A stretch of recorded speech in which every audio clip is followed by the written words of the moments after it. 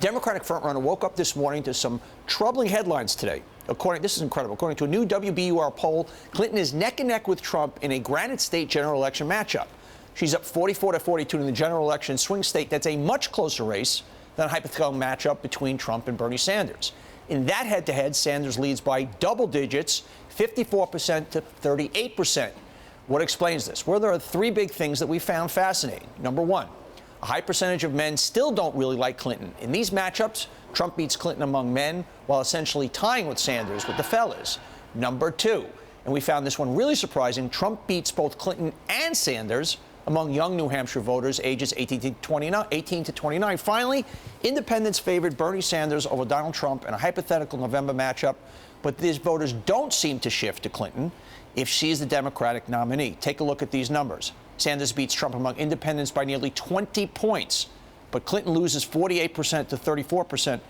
Mark, New Hampshire's only got 4 electoral votes. It's got a very hot Senate race, and you basically have independents going in one direction, purely Trump, and the numbers we talked about before we come in the air, that just about 80% of young voters give Hillary a highly unfavorable. Wow. You never want to overreact to one poll. It is a state with only 4 electoral votes, but this is a state that has seen Clinton and Trump up close over a long period of time.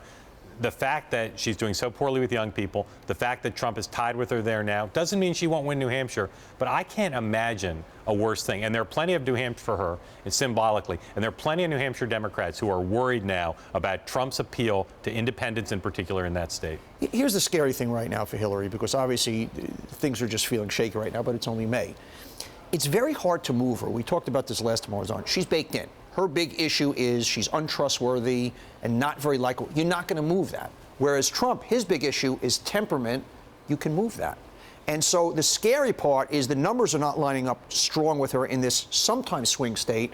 But if I've got to move the handles on each of these, hers is a much tougher foosball handle to maneuver. And Trump's people totally agree with that, and the Clinton people claim they don't. I wonder if they secretly do agree with it.